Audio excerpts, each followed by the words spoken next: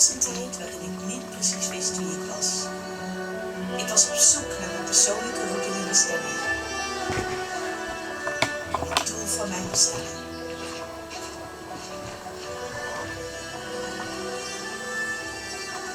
Mijn unieke kleur en talenten lagen verborgen, wachtend om ontdekt te worden. Ik was verdwaald, ver bij mijn eigen hart vandaan.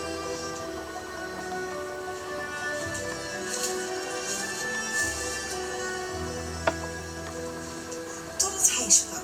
Mijn liefste, sta op. Mijn duif in de rotskloof. Laat me je gezicht zien en laat me je stem horen. Hij riep mij tevoorschijn in het licht en moedigde mij aan om niet langer verstopt te blijven. Mijn reis is begonnen.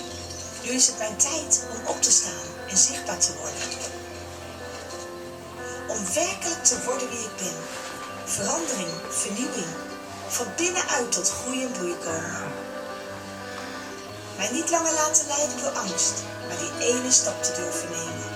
Om mijn stem te laten horen en mijn grenzen te verleggen. Ruimte, ademen, leven. Durven dromen. Onbevangen genieten. Accepteren en omarmen. Verschil maken. Authentiek zijn. Impact hebben. In mijn persoonlijke bestemming wandelen. Gemaakt om gezien te worden. En mijn stem terugvinden en spreken. Want ik ben tevoorschijn gekomen. En jij kan dit ook. Meld je nu aan via estherministries.nl/challenge en doe mee.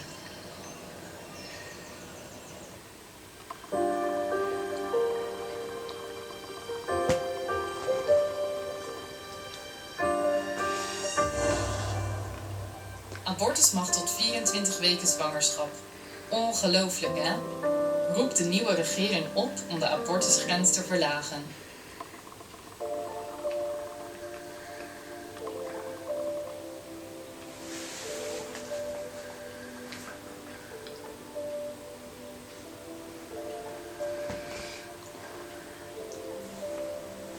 In landen zoals Oeganda, Zuid-Afrika, Lesotho en Haiti betekent de coronacrisis voor veel mensen geen eten. Het vaccineren verloopt traag, de crisis is niet voorbij en er is nog altijd honger. De belangrijkste vraag aan ons op dit moment is nog steeds: help ons alsjeblieft aan voedsel. Met 1 voedselpakket van €50 kunnen we een maand lang een groot gezin te eten geven. Helpt u mee? Dank u wel.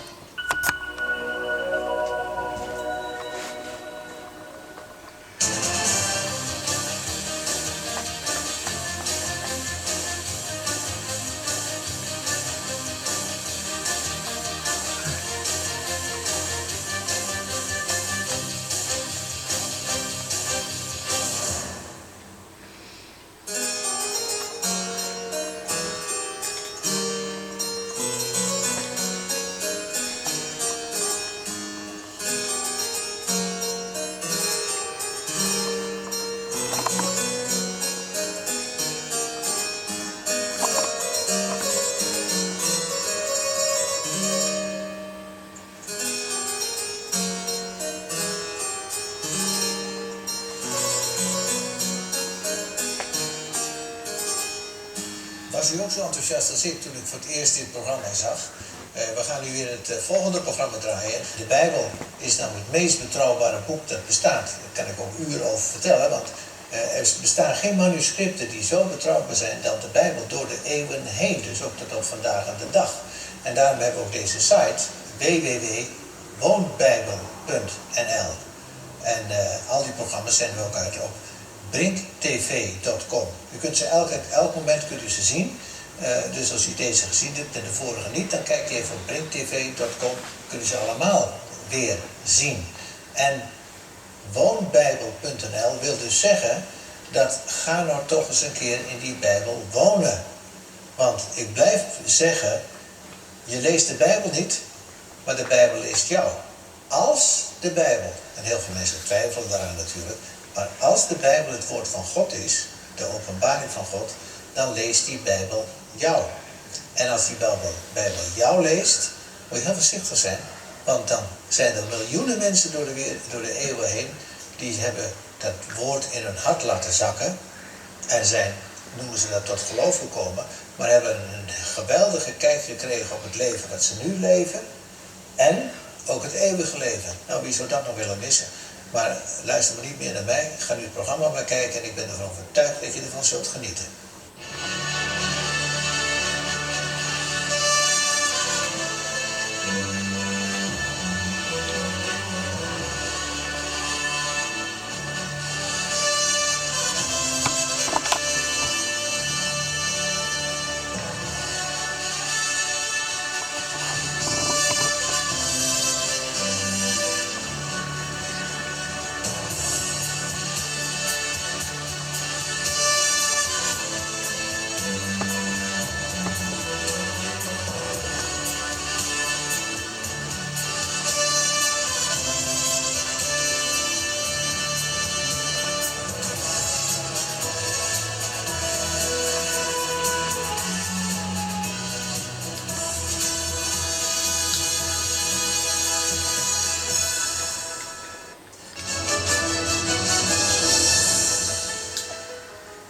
Welcome to the British Library. The British Library used to be housed in the British Museum, a few miles from here. And in 1998, this building was constructed to take the 12.5 million books into one location. Behind me, you will see the reading rooms. There are 11 reading rooms. This building itself is 14 floors, 9 floors above ground, another 4 or 5 below ground. But our interest is mainly in the Ridback Gallery, where the manuscripts are kept, because the British Library, though it has every book in print here in Britain, it also includes many archaic books, many archaic manuscripts, maps, and it is those that we're interested in. It has certainly the oldest Bibles, 2 of the oldest codices, the Sinaiticus and the Alexandrinus, the Magna Carta. It has some of Leonardo da Vinci's own drawings. It has many of the original pieces of music, such as Handel's Messiah, Mozart, Bach, Beethoven. It also has many of the original pieces of literature in the English language, and also a borrowed collection of the Beatles songs. We're interested in the Bible, and we're going to be looking at the Bible. We're going to be looking specifically at the earliest manuscripts and showing how they have not only been collected, what they tell us, but also the significance of their authority. So join us as we go into the Ridback Gallery and look at these manuscripts. Welcome to the British Library. We're now going to look at some of the earliest manuscripts of the Bible itself. Over on the right that you see here is what we call the Sinaiticus, Codex Sinaiticus.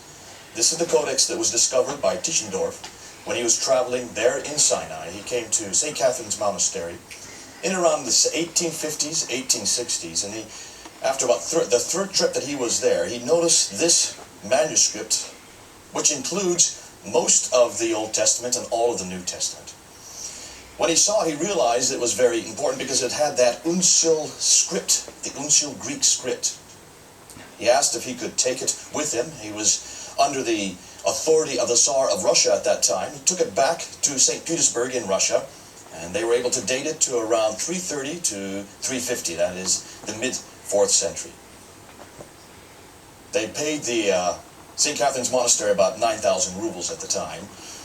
And then in 1933, Russia sold it to the British Library for about £100,000. So it now belongs in the library. It is their possession. St. Catherine Monastery would like to have it back again. What's important about this manuscript is this is the earliest complete codex that we have for both the Old and New Testament. Now, when it was written, it was complete. It is no longer complete. Many of the pages are missing, or they're in other locations. In fact, in 3 other locations besides here.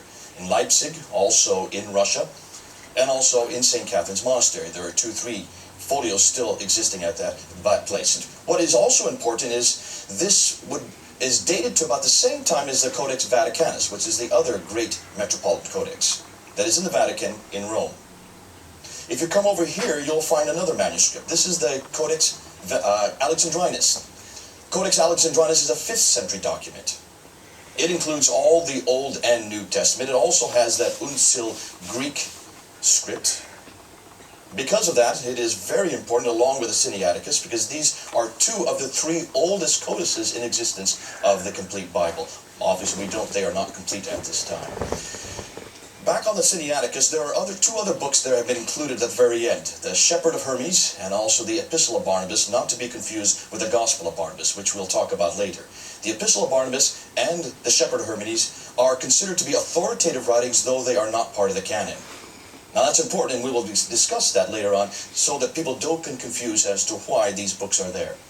The 27 books of the New Testament are in both of these documents. Also, as we'll find out later, there are some verses that are not in these documents that are found in our present-day Bible. So, let's look at the manuscript evidence. Just look at what we have there. 24,000 manuscripts. Now, 230 of them that predate the 6th century, that is before the Quran would have been created in the 7th century. And it's those 230 that are the most exciting, including which we have the Bodmer Papyrus, Book of John, more portion of the Book of John from the 2nd century there in Switzerland, the John Ryan's manuscript, the portion of John also from here in Manchester, the Chester Beatty manuscripts there in Dublin, all the 4 Gospels, the Book of Acts and Revelation, and then of course, as we saw, the Sinaiticus and the Alexandrinus right here in London. Sinaiticus from the 4th century, the Alexandrinus from the 5th century. Now, let's stop and look and let's try to piecemeal exactly what we're talking about here. There has been accusation after accusation that these manuscripts are also late. That's true. We're not saying the complete New Testament existed that we can see from the 1st century. The earliest complete New Testament is that Sinaiticus, 330 to 350 AD. Vaticanus a little bit earlier. So we're talking about the 4th century when vellum and parchment were finally invented. We could finally now get material that was durable enough that would last these 1800 years. But here's the exciting thing about it. People make that accusation of the Bible, the New Testament, all the time, but they never make that accusation of secular manuscripts. Let me give you some examples. We study, in school, you study the history of Herodotus. That was written in the 5th century BC. You have the history of Thucydides, again, 5th century document, BC. You've got Aristotle's philosophies, the 4th century BC. You've got Caesar's history, which is, we have to read as a classic in the 1st century BC and then we've got also Pliny's history. We've even quoted Pliny's history as a great historian. 1st century AD, along with Suetonius, Tacitus, Thales, Josephus, all these great historians, Greek and Roman and Jewish historians, no one questions their authenticity. No one questions whether or not they are accurate or whether they're credible or authoritative. Yet take a look at the dates of the earliest copies we have for any of these writings. What would you guess the earliest dates would be for any of them? Well, I mean, maybe 200 or 300 years. You would like to believe that, wouldn't you? Yeah. Are you aware of the fact that the earliest dates we have for any of these writings is not till the 9th century AD, and that is Pliny. The earliest we have of any of these writings is Pliny, and the earliest copy that we have for Pliny is 850, 9th century. Nothing before 850. They all are after 9th, 10th, 11th, and 12th centuries. So on average, a gap of maybe 1,000 years before when they were originally written and when we have the earliest copies. The earliest gap is 750 years. Many of them are 1,000, 1,300 years, 1,400 years, 800 years. No one questions them. Yet everybody questions the New Testament. And yet we can go back and get the entire Bible, Old and New Testament, in Greek from within 300 years. Now that to me is a double standard. And you can see there's a hypocrisy here.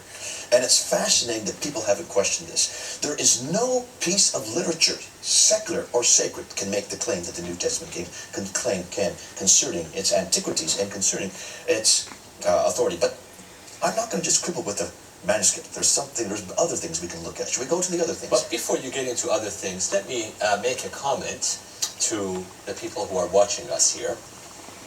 It was very exciting for me when we were at the British Library and looking at those manuscripts up close. It was just as a moment I will never forget. And looking at the Greek New Testament that we have, we can see actually we have physically looked at the 2 manuscripts that are referred to in the footnotes of the pages of our Greek New Testament text. And of course in the footnotes there are references to dozens and dozens of other manuscripts that are available for observation in various museums and libraries around the world, but the two most important ones we were able to actually see. Yeah. And you can see that these are not just some museum pieces collecting dust, but they have been used so that we can have a scholarly edition of the Greek New Testament, Right. which we can trust to be very reliable. And oftentimes when the charge is that, well, a copyist could have made an error or dropped something or inserted something, we can check with other manuscripts in other locations around the world to get an accurate edition of the Greek text of the New Testament. That was just very exciting for me to see. Terrific stuff. Let's now go into the eyewitness account itself.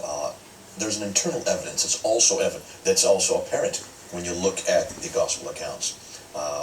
Luke, as I mentioned earlier, mentions in the very first 3 verses of the first chapter of the Gospel of Luke, he says, we take into account the things accomplished among us. Who's he referring to?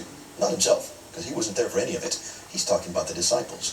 So here is a reference to the fact that the disciples themselves will know every one of these events. There's an internal evidence that is apparent for the disciples. In the book of Acts, which Luke wrote as well, chapter 2, verse 22, he's talking to Jews now. And he says, a man attested to you, that is Jesus, a man attested to you in your midst as you yourself know. So he's basically saying, you Jews know exactly what I'm saying here. You know what's referred to here because you were there. You saw this man. You know exactly what I'm talking about. Later on in chapter 26, verse 24 to 26, you have the trial of Paul before Festus, who is a secular Roman governor, and then you have Herod, who is for lack of a better term, a secular Jewish king. Not really well respected by the other Jews. So you have a Jewish authority and a Roman authority, Paul being tried in front of them. And Paul says this, none of these things escape his notice, referring to Festus and Herod, for this has not been done in a quarter. Basically saying, look what I'm saying, Paul's saying. Look what I'm doing. I'm basically giving you the same evidence. You know this is all true because none of this has been done in a corner. So here's the internal evidence of these events. The disciples who would have been there with Jesus, the Jews who would have seen these things with their own eyes, a Roman governor and a Jewish king, secular, both of them, who also were very aware that everything that Paul was talking about were quite evident to them because they were eyewitnesses to these events. So there's the internal evidence, eyewitness account. What about the external evidence? The hostile accounts. Now these are the exciting ones to go to because these are the ones that would have no bias, they would have no agenda. And we can see that because when they talk and they refer to the Christians, they do not like them. They're quite irascible, they're quite vitriolic in their references to these people called Christians, those who follow Christ. And there's a whole litany of references we could go to. Let's just cover a few of them. People like Thallus, who's having a debate with Phlegon in 52 AD, and in the debate he mentions the death of Christ. Christ died in 33, so basically 20 years after Christ's death you have these two debaters debating about this event, talking about the fact that Christ died on the cross, and that at that time the sun went dark and the earth shook, which we see in the Matthew account. Tacitus, Roman historian, writing around 80 to 84 AD, so about 50 years after Christ's death, mentions the death of Christ, mentions that it happens during the time of Tiberius, so puts it in the right time frame, under Pontius Pilate, in Judea. And we see this exactly corroborating Luke chapter 3, verse 1. You have also Josephus, the great Jewish historian living in Rome, who gives us probably the best material on that first century in what was happening at that time. He was writing between 90 and 95 AD at this time. He talks about the death of Jesus. He talks about the death of James, his brother. He mentions about the death of John the Baptist. And then there's this curious reference to the Christians who talk about the resurrection. Now this has been hotly disputed. People, historians, don't like this reference to the resurrection. It's the one extra biblical reference we have to the resurrection. But what is their criteria for disputing it? Do you know what it is, Hassan? No. The only criteria that they claim is because of is the fact that Josephus's material is written so late. In other words, we don't have any of the original copies. Well, if you're going to use that as a criteria for taking out the resurrection, then you're going to have to throw away Herodotus, you're going to have to throw away Thucydides, Aristotle, Caesar, Pliny. Suetonius, Thallus, Tacitus, any of these people, throw them all away, because we don't have anything that was from the first, second, third, fourth, fifth, up until the 9th century for any of these writers. Can you see there's an agenda here? They don't like it because they don't like what it has to say. Now, why don't you throw all of Josephus away? Why just throw that one little reference away? Because they don't like what it has to say. That's hypocritical. To me, that shows that there's an agenda on the other side when it comes to criticism. We have Pliny the Younger, a Roman authority and administrator in 112 AD. And he mentions about Christians, he mentions that they sing, he mentions that in their songs they sing to him as God, proving that even as early as the late 1st century, there is extra biblical evidence to the divinity of Jesus Christ. So there's that Christians are not just viewing Jesus as a prophet who brought nice teachings, but actually worshiping Christ as God. There you go. Yeah. There it is. It was not something done, for example, by Constantine when Rome became, the influence of paganism. Right. That people say it was because of the influence of paganism on the Christian church that people started worshiping Christ. There you go. This is from the very earliest time, the followers of Jesus worshipped him as God. On that note, there's one other manuscript that I have not mentioned yet that maybe we should go and bring in at this point. So that's, and it fits into what you're saying. There's a very contentious reference in what we call the Jesus Papyrus, which is right here in Oxford at the Magdalen Library in the Magdalen College of Oxford. It's also mentioned as the Magdalen Papyrus. It's three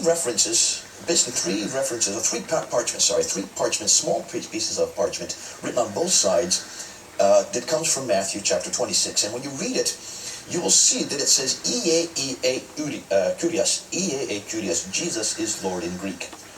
That's the earliest reference we have to the divinity of Jesus Christ within a biblical manuscript. Now, what about the dating for that? There have been, Dr. Carsten Thiede has dated that to around 68 AD.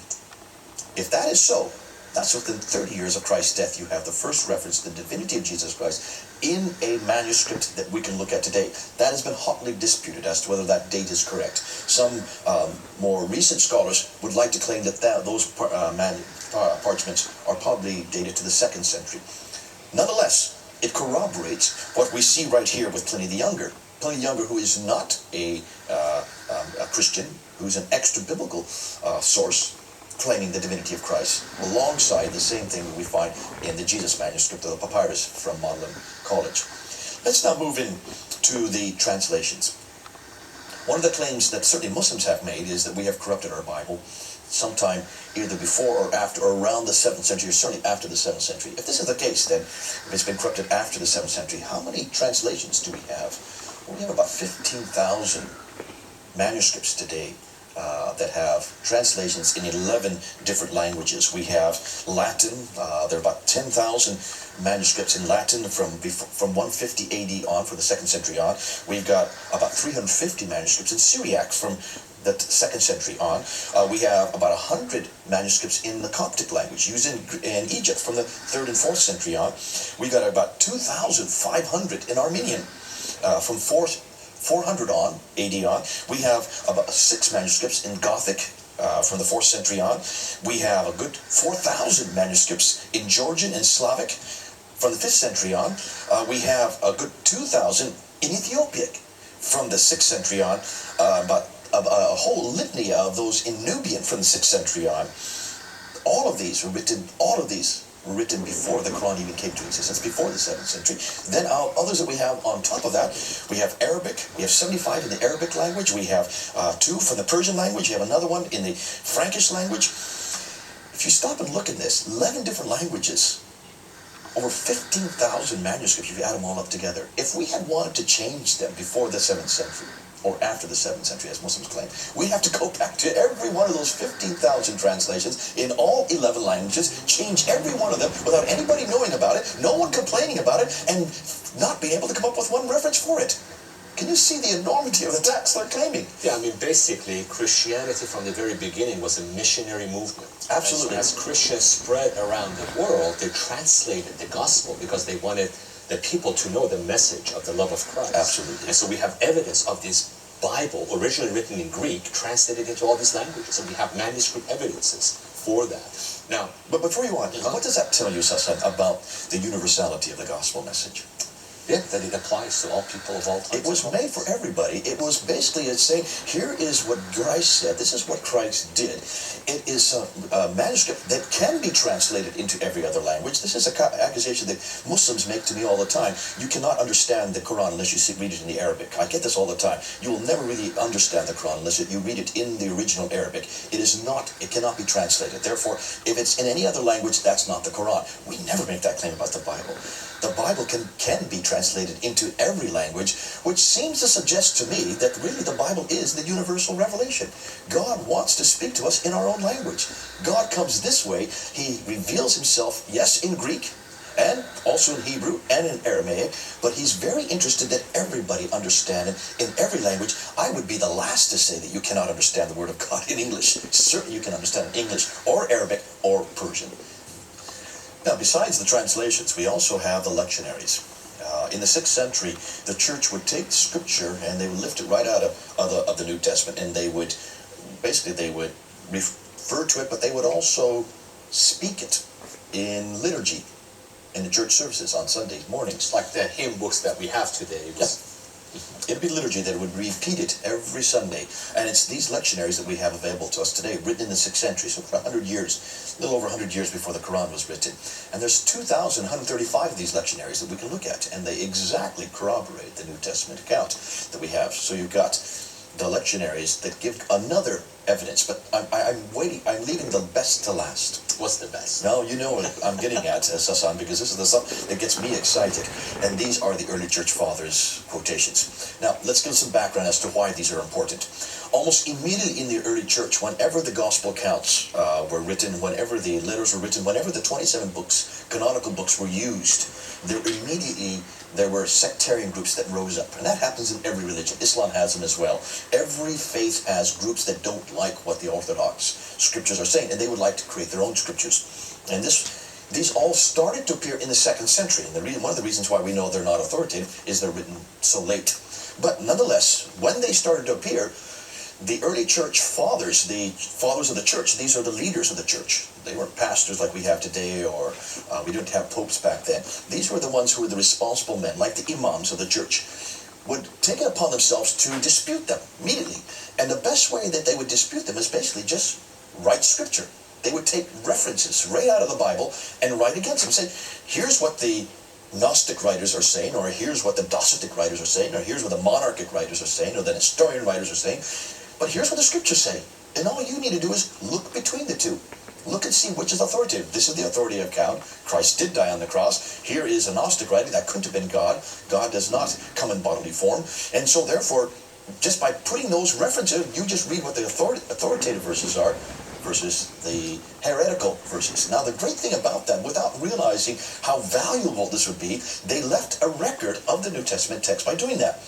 So there have been 2 researchers that have gone back, one named Sir David Dalrymple here in Britain, who went back to amalgamate as many of these early church fathers' quotations as possible, and he came up with 86,000 of these quotations. That's an awful lot of quotations to come across. Many of them are quite late. So Dr. Jean Burgon wanted to find out how many of these quotations predated the 4th century. That means predated the Sinaiticus and the Alexandrinus that we saw there in the British Library, which are the earliest manuscripts that nobody doubts. Predated the Council of Nicaea, when the first list of the 27 books were listed, and the Council of Chalcedon, where you find the first real reference to the canonical text. We'll get into the canon later. But he wanted those quotations only that predated it. And he came up with early church fathers like Justin Martyr, who had 330 quotations. Irenaeus, 1,800 quotations. Clement of Alexandria, 2,400 quotations. Origen, almost 18,000 quotations of the 27 books of the New Testament. Tertullian, 7,200. And Hippolytus, another 7,000. And then you have Eusebius, 5,175. Now, add those all up together, and you get 36,000 quotations. 36,000 that predate the 4th century. Dr. Burgon wanted to do one step further. He said, okay, we've got a lot of quotations. How much of the New Testament do they include? So we put them from Matthew all the way to Revelation, put them in chronological order to try to see how much of the New Testament these included. You know what he found? By putting them in chronological order, he could reproduce the entire 27 books of the New Testament except for 11 insignificant verses. There's over 5,000 verses in the New Testament. He could reproduce the entire New Testament just from these quotations, except for 11 insignificant verses. Now, what does that tell you, Susan? I'll tell you what it tells me.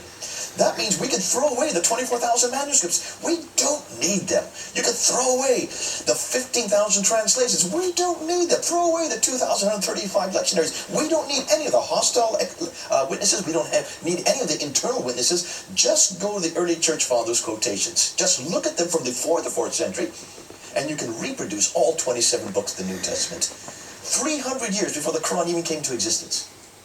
Now, to me, that's incredulous. There's no piece of literature, secular or sacred, that can make the claim I've just made there. No other piece of literature in the world has that kind of authority. So why in the world are people saying that they've been corrupted? If we even wanted to corrupt it, we have to go to every one of those 36,000 quotations and write them, correct them before the 4th century, which is impossible to do now. But we would have to know where to write, how to throw out Muhammad's name, how to throw out all these references to the name of Allah, and any other thing that would contradict what the Quran is saying. Can you see the enormity of the task that people are trying to suggest may have happened? Just look at the evidence we have. It's good to have this kind of evidence. And that's why when people tell me that we've corrupted our Bible, I just say, look at this evidence. 24,000 manuscripts, 15,000 translations in 11 different languages, 2,135 lectionaries, and 36,000 quotations all before the 4th century. Try to top that. You can. Thank God that we have this kind of authority behind our Bible. Hope you have found the programs interesting so far. We'll continue our discussions next time.